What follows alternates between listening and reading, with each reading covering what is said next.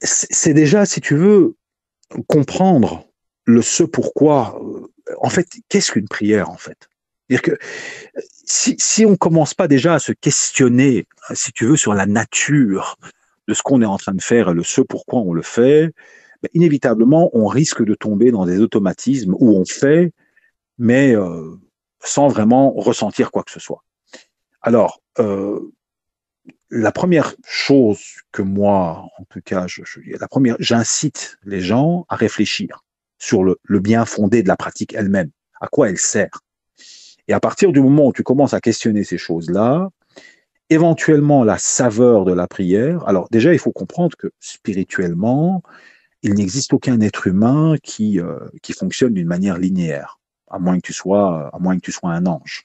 Mais tout être humain qui est soumis aux aléas de la vie, c'est-à-dire qu'en fait, tu es une âme qui est incorporée dans un monde physique, tu es incorporé dans un corps physique qui va se soumettre à un ensemble d'éléments psychologiques et biologiques, et donc en l'occurrence matériel également.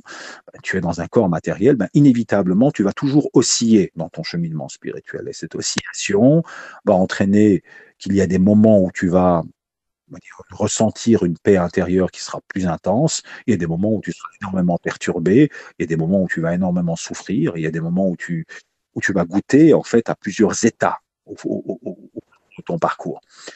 L'objectif, si tu veux, de la prière est globalement d'essayer de te maintenir sur un rail dans la mesure du possible.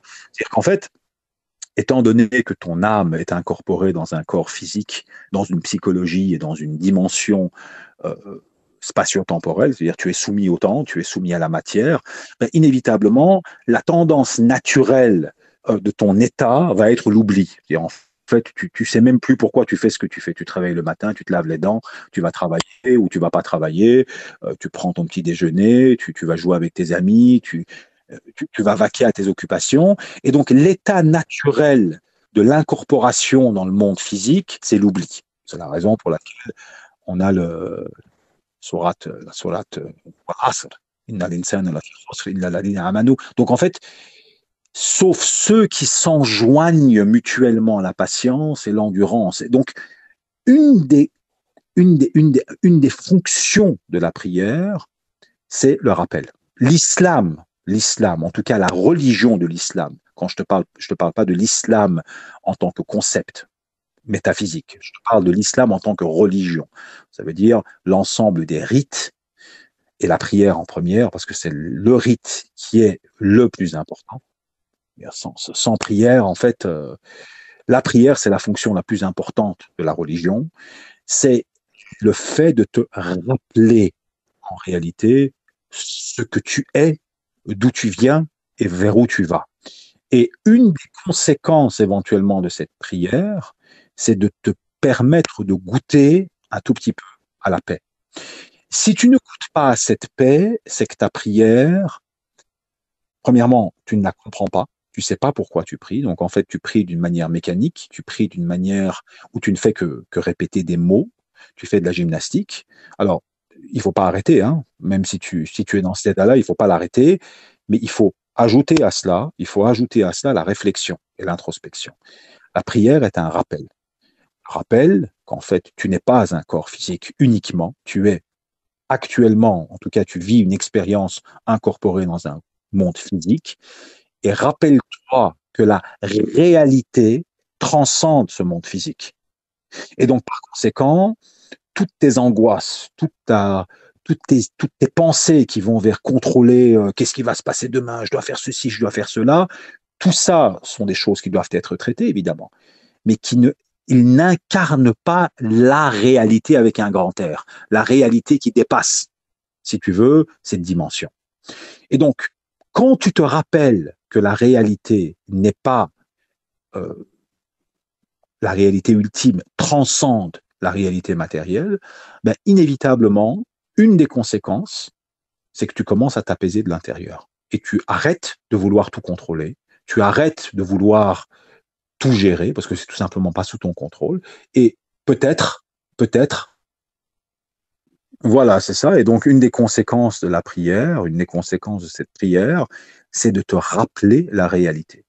Et cette réalité, une fois que tu t'en rappelles, ben, une des conséquences de cette réalité, ben, c'est de goûter, une des conséquences de ce rappel de la réalité, c'est de t'approcher, en tout cas, euh, de t'approcher d'un état d'apaisement, un état d'apaisement intérieur qui est la conséquence de ce rappel. Et donc, évidemment, plus ce rappel va être intense et profond, et moins tu es dans une logique de contrôle des événements que tu ne peux pas contrôler, ben plus tu vas être en paix, et plus tu vas être dans cette logique de contrôle, qui est en fait une ramification ici de ton ego, hein, puisque la volonté de contrôler, c'est une sorte d'illusion. Ben cet ego va faire en sorte que tu vas souffrir et tu vas avoir des angoisses intérieures qui vont être accentuées. Et donc, à partir du moment où tu veux goûter je dirais, à ce que tu appelles ici euh, cette douceur de la prière, ben, c'est de te rappeler de ces principes.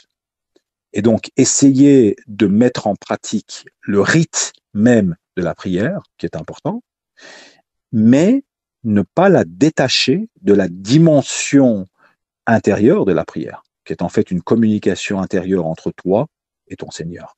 Et donc, cette communication intérieure, comme on en a déjà parlé, je suis de ceux qui pensent que même si la connaissance des invocations est importante et nécessaire, elle peut permettre éventuellement une profondeur différente, il est nécessaire également de communiquer avec tes propres mots. C'est-à-dire que maintenir une communication avec ton Seigneur, avec tes propres mots, est aussi très importante. Ce dialogue avec Dieu, en réalité, est un rappel. Tu vois. Alors, tu as une prière qui est canonique, qui est rituelle, qui est en fait une intégration dans ton quotidien d'une certaine discipline. La prière a été révélée, en tout cas a été instituée à des moments précis pour une raison. Et donc, cette prière canonique est importante, mais à côté de cette prière canonique, la communication avec ton Seigneur est tout aussi importante.